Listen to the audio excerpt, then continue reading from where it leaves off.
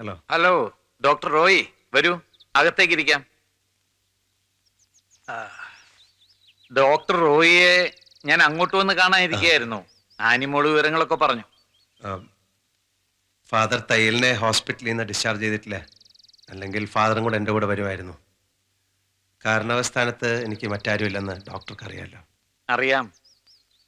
അളിയം മരിച്ച് പെങ്ങള് കിടപ്പായ പിന്നെ ആനിമോള് വളർത്തിയത് ഞാനാ.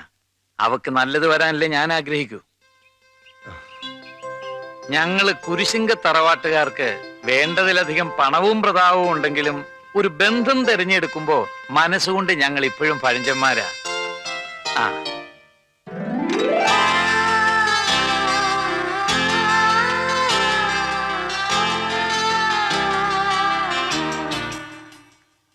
കാപ്പി കുടിക്ക്. ടു ബി ഫ്രാങ്ക്, ഈ ബന്ധത്തിനോട് എനിക്ക് ഒട്ടും താല്പര്യമില്ല.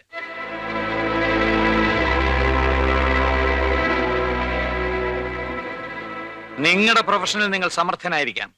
പക്ഷെ പാരമ്പര്യം പോയിട്ട് ഒരു വീട്ടുപേരിന്റെ മേൽവിലാസം പോലും ഇല്ലാത്ത നിങ്ങൾക്ക് കുരിശിങ്ക തറവാട്ടിന്ന് എങ്ങനെ പെണ്ണ് തരും?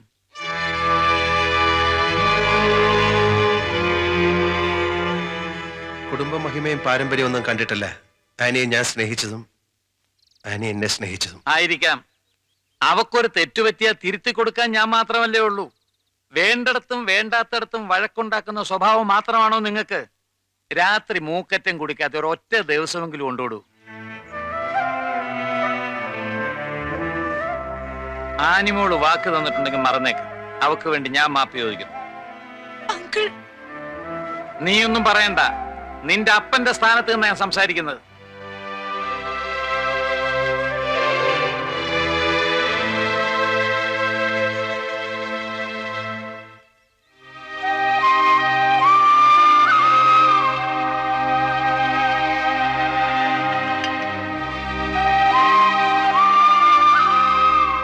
ഡോക്ടർ പറഞ്ഞാണ് ശരി.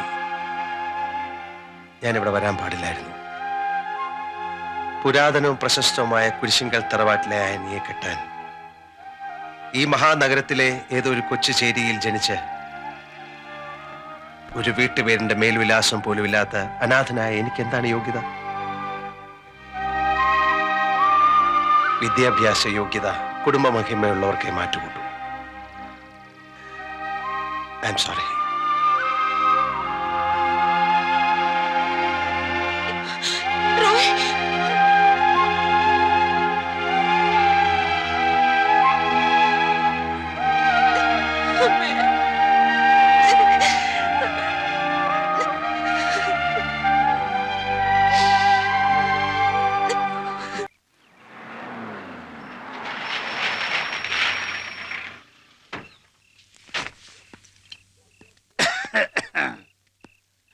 ഇയാളെങ്ങോട്ടാ ഈ രാത്രി പോണേ? ഇനി ഇതുപോലെ ഉറക്കൊളിച്ച് എന്റെ ജീവിതം ഇവിടെ തളച്ചിടാൻ ഞാൻ ഉദ്ദേശിക്കുന്നില്ല. ഞാൻ വേളാങ്കണ്ണിക്ക് പോവാ, അവിടുന്ന് നാട്ടിലേക്ക്. മതിയായി. താനും കൂടെ മാത്രമേ ഉണ്ടായിരുന്നുള്ളൂ പോവാൻ. പൊയ്ക്കോ. ഞാൻ ആരും ഇല്ലാത്തവനല്ലേ, പൊയ്ക്കോ.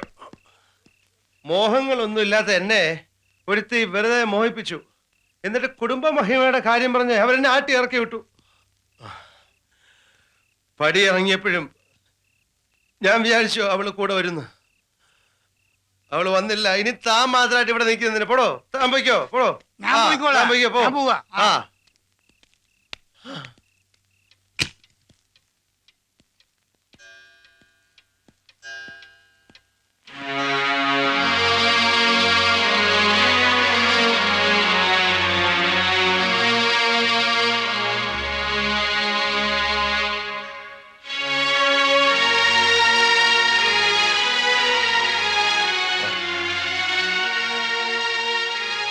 എന്തിനാ രാജകുമാരി ഈ രാത്രി ഇങ്ങോട്ട് കെട്ടിയെടുത്ത്?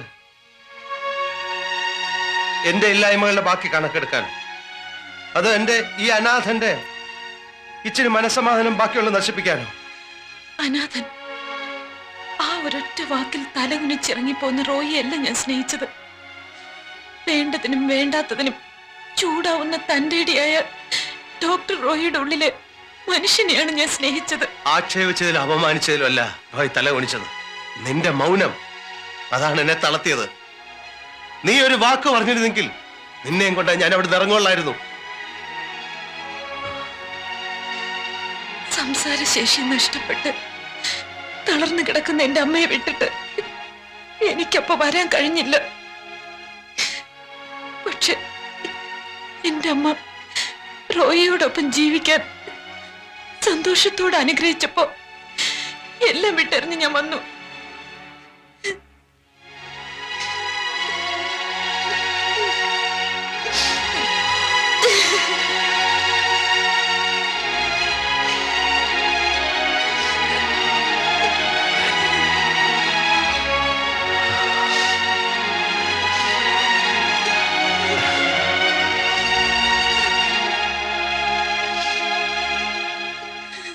എക്സ്ക്യൂസ് മീ,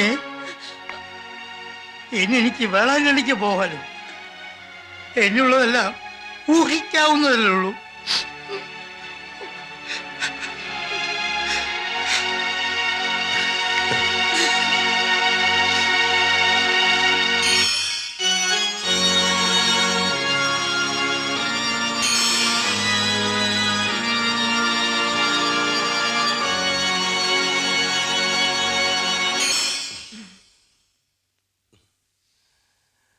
ഇങ്ങനെ കെട്ടിപ്പിടിച്ച് ഒരുപാട് ദിവസങ്ങൾ അല്ല, ഉം.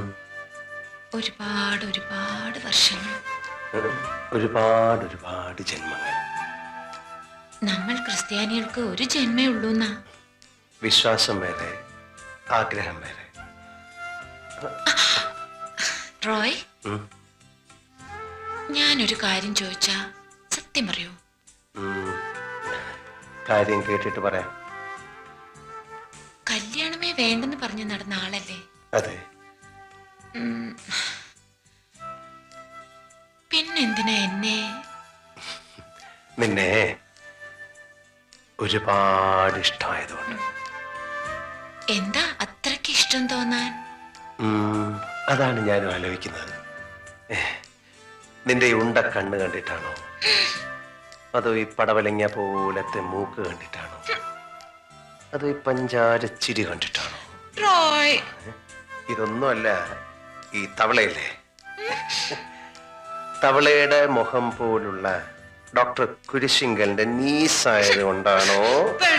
ഒന്നും പറയണ്ട. നീ ഞാൻ സീരിയസ് ആയിട്ട് പറഞ്ഞതല്ലേ.